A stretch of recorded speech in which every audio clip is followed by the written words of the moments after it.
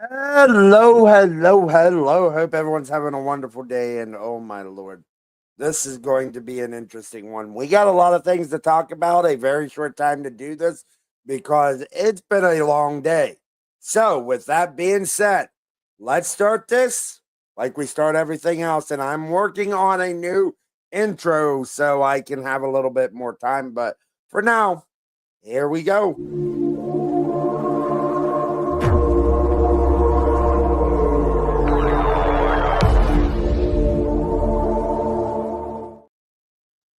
All right, let's get into these. Scenes from the People's March. 8 years ago, this march was called the Women's March, and it was held on January 20th, 2017, and there were over 1 million women. The rebranded Women's March is taking place in Washington, D.C., and some other cities around the country today. The original Women's March brought out hundreds of thousands of protesters, but this year's People's March has less lofty goals. The gathering in D.C. was set to start at 10 a.m., followed by a march to the Lincoln Memorial starting at 11. There is already some video on X showcasing the event. One focus on the march is about certain rights. uh, People on the left are celebrating the size of the crowd, but it's hard to actually get a sense of it. In this video clip of Franklin Park, for instance, I see maybe 1,000 people. That's not nothing on a very frigid morning in DC, but it's not a massive turnout either. Huh. It's almost like these people don't realize. Yeah. Yeah. And they wonder why they wonder why they lost. They wonder why they lost. This is why. Now, let's talk about the inauguration. Revisiting Reagan's 1985 indoor inauguration ahead of Trump inside U.S. Capitol Rotunda. Trump announced on Friday that his second inauguration would be moved indoors due to freezing temperatures in Washington, D.C. President-elect Donald Trump announced that his second inauguration will be moved indoors to the U.S. Capitol Rotunda due to the freezing temperatures that are predicted for Washington, D.C. on Monday. I don't think that's the only reason they're doing this. There's a lot more to that than just meets the eye.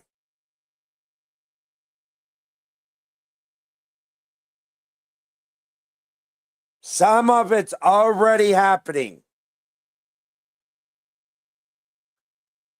Following the news, a White House reporter shared a photo of the last huh.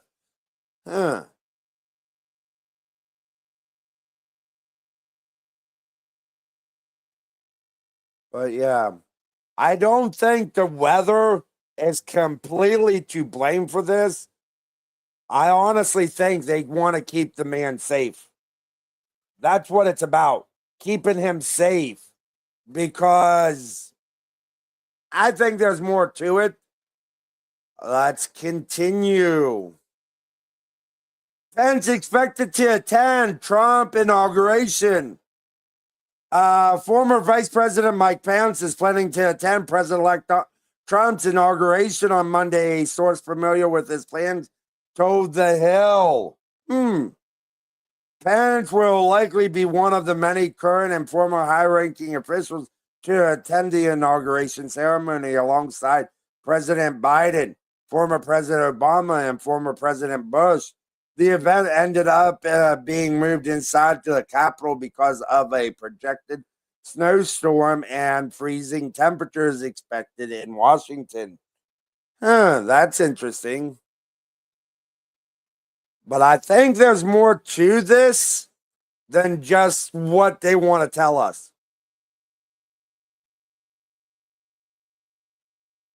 Let's continue. Trump inauguration. Carrie Underwood, Kid Rock, Jason Aldean lead musical lineup. Carrie Underwood is set to sing "America the Beautiful" be during Trump's swearing-in ceremony. President-elect Trump's inauguration events are gearing up to be filled with a number of celebrity performers. Many of country music's biggest stars are preparing to take the stage for a number of events taking place throughout the weekend and on Monday, the day of Trump's inauguration. Jason Aldean, Carrie Underwood, the Village People, we just seen them. Kid Rock, seen him. Christopher Mariucci, an opera singer. Billy Ray Cyrus. Lee Greenwood. Gavin DeGray. Parker McCallum. Rascal Flatts. That's interesting. Must be something in the air why these people are doing it. Let's continue. I'm not showing the video on YouTube because I do not want this taken down. Roseanne, Tom McDonald, top iTunes with Trump rap. Daddy's Home. Canceled comic getting last laugh with indie rappers ode to the 47th president. ABC brass thought they had shut Roseanne Barr up for good. The network canceled her Roseanne revival in 2018 after she uncorked a crude, racially charged tweet about a former Obama official. Barr swiftly apologized and frigid ignorance on the target of her post. Apology not accepted. Oh. Yeah. Now, let's continue. Fox Sports host involved in scandal takes a cheap shot at Trump live on air. Wonder why. The great dynasties, including Tom Brady and the Patriots, you have to be in that conversation. But it hasn't started yet. Don't listen to Joy, y'all. Started. I mean, yeah, you can talk nonsense if you want to. It's a free country for a couple more days. No. Coming up, Dak Prescott balled out when Kellen Moore was his offensive coordinator. Hey, Joy. I wonder if they realize the question I have on YouTube today, are they going to learn why they lost? The thing about it, it's because of comments like that.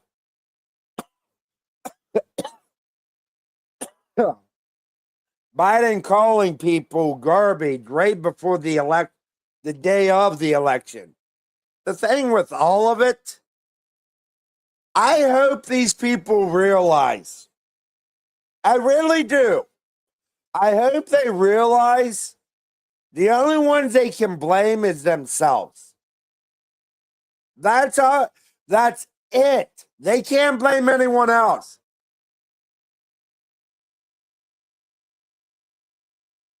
Democratic senators pen letter to big tech leaders rebuking them for donating to Trump's inaugural fund. But you were fine with it.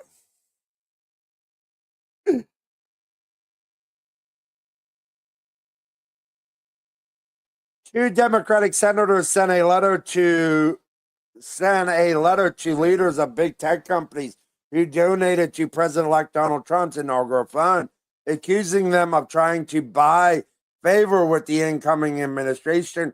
Were they trying to buy favor when they did it with Biden?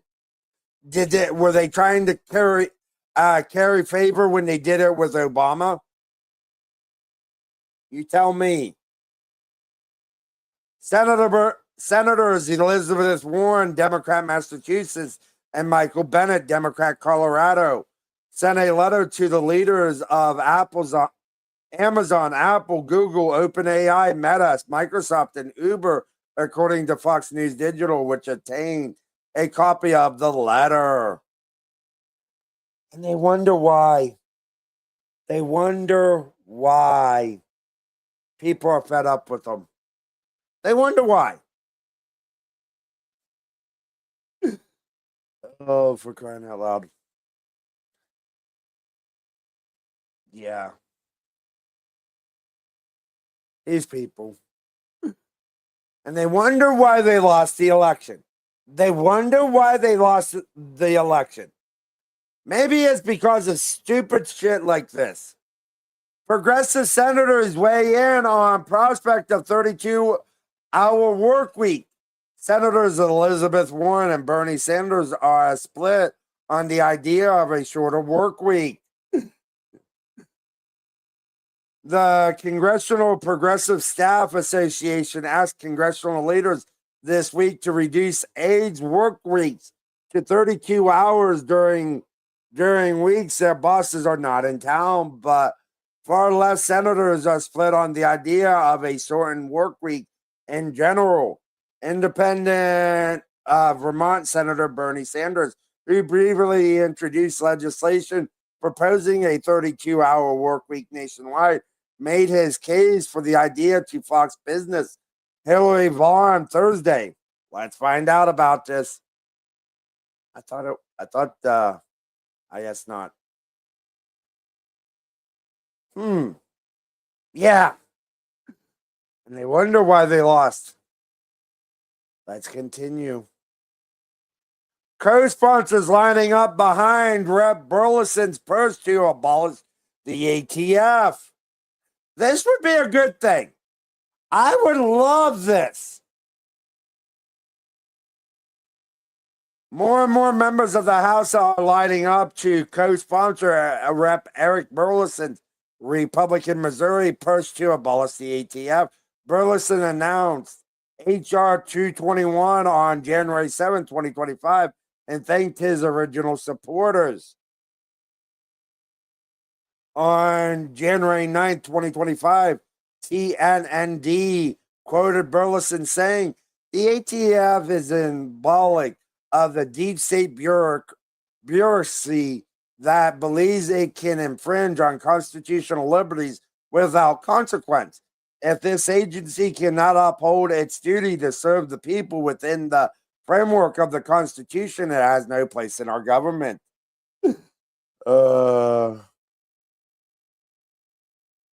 Yeah. I like this idea. Get rid of the ATF. Now, let's continue. How U.S. military AI can migrate California wildfire crisis. As the flames of 3 relentless wildfires continue to devour swaths of Southern California, families are forced to flee their homes. Emergency responders stretch out to their limits, and once thriving communities are reduced to ash. The heartbreak is palpable. Cherished memories, livelihoods, and livings hang in the balance. U.S. Army AI helped with hurricane response. After 5 hurricanes, an estimated $130 billion in economic losses, and more than 300 lives lost, the fall of 2024 hurricane season was one of the costliest on record. 2 massive hurricanes in rapid succession pummeled Florida and other regions along the Atlantic coast.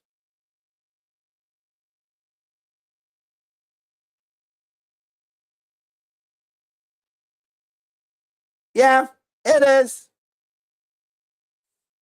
The expanding role of AI in disaster management. As AI capabilities continue to mature, the technology offers several powerful tools for both disaster preparedness and response, especially in early warning systems. By analyzing vast data sets, AI can identify subtle changes of impending crises, from unusual weather patterns to regions at severe risk impact. The insights allow communities and agencies to better prepare, potentially migrating some of the worst outcomes. You don't say. Let's continue with the wildfires. Bill Maher savages California leadership over wildfires and brutal takedown of their failures. Yeah. And finally, new rule, may not be able to do much about the weather, but we do need a better plan for putting out a burning city than waiting for rain. America is so partisan now that even when there's a disaster of any kind, so many people choose to defend their own team, even over death. A lot of Democrats in this one-party state this week went right to, don't blame politicians, you can't do anything about the wind, which is exactly half true, the wind part. Yes, fire is a tough fight out here. And yes, global warming absolutely makes it worse. But that's largely out of our control. What are we going to do? Pass a ballot measure to make sure Chinese stop burning coal? It's also, yes, undeniably true that LA is built in a stupid place to build a city. But when it's not on fire, it's really quite lovely. And it's my home. And stupid as it's already. Hey, Bill, can you please tell me something? Can you please tell me something? If it's global warming, if the Earth is getting hotter, why is it the South is going to have one of the coldest winters on record in the past 50 years? The South, where I live in Alabama, is going to get down into the low digit. I think at one point we're supposed to be down. The actual temperature is supposed to be like 19 degrees with a wind chill of minus 10. So we're going to be way below freezing, Bill. So please tell me, how is it global warming?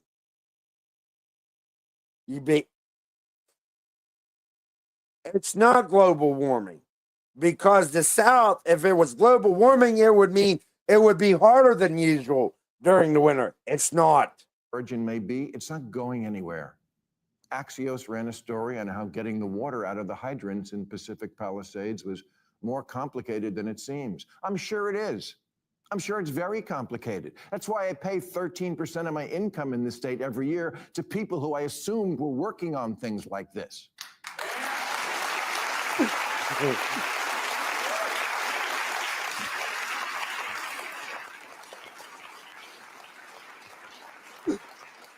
When asked why so many of the hydrants in the Palisades ran out of water, Governor Newsom said the local folks are trying to figure that out. Yeah, you got to do that before the fire.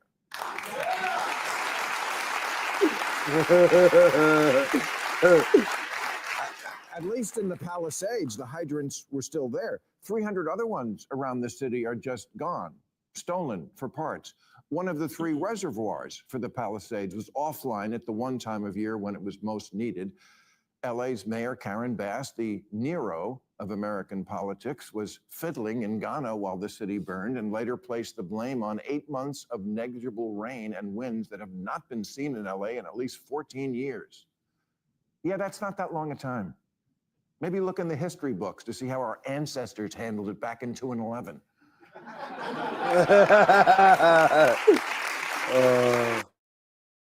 But people, the incompetence of these people, yeah, let's continue. Little bit of good news for the people out in California. Jelly Roll, Earth, Wind, and Fire. Stephen Stills and more to perform a benefit concert for LA fire victims. Wildfires are sadly still raging on in Los Angeles, California. As of Thursday afternoon, firefighters had the Eaton fire 55% contained and the Palisades fire 22% contained. To help with the rebuilding and recovery, some of music's top performers are stepping up to do their part to help out victims of these wildfires. Singers perform for wildfire victims. The list of performers is a hit parade for all generations. Jelly Roll, Lady Gaga, Billie Eilish, and Phineas. Earth, Wind, and Fire, Gracie Abrams. Green Day, Gwen Stefani, Joni Mitchell, Katy Perry, Little Baby, Pink, Red Hot Chili Peppers, Rod Stewart, Sting, Steven Stills, Stevie Nicks, and Tate McRae are set to perform at Fire Aid. This is a benefit concert to help the victims of these horrifying wildfires. The thing about it, I hate that the people are going through this, but like we've been saying, it comes back to the policy of these elected officials. Let's continue. PGA Tour relocating Genesis tournament from Riviera Club amid Los Angeles fires. Uh-oh.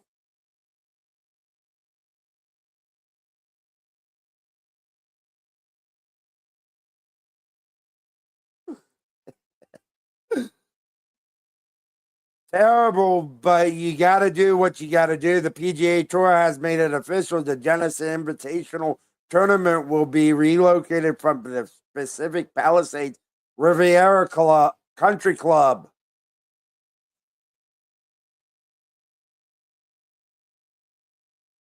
Poor guys. All right. Payday, bro. Val, Georgia, California residents beg Newsom for help with surging crime as LA burns. We need leadership. Oh, for crying out loud, yeah. As Southern California burns, Northern Californians are griping with a surging crime that has residents in a small town fearing for the safety of their community. The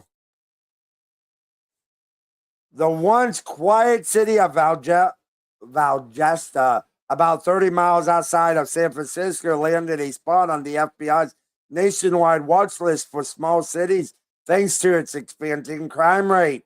Fed up residents have ignited a petition initially started nearly a year ago with demands Governor Gavin Newsom deploy state and county officers to assist Valdosta with its spiraling crime problem. And this is why I'm saying these people don't care. I mean, later, Rink. Get some sleep. All right, let's continue. We got more.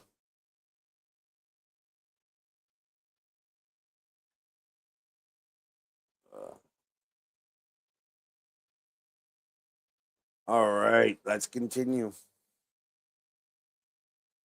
DeSantis calls out the 6 Florida Dems voting against Laken Riley Act.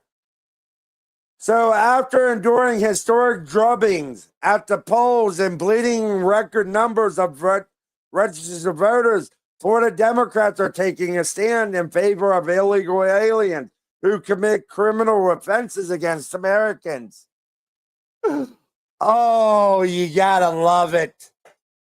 You got to love it. They wonder why. The Democratic Party is going to be wandering in the wilderness and good riddance to bad rubbish. They wonder why they lost. They wonder why they lost. This is why. Let's continue. We're almost to the people on YouTube. You're almost done. Not very many today for you guys.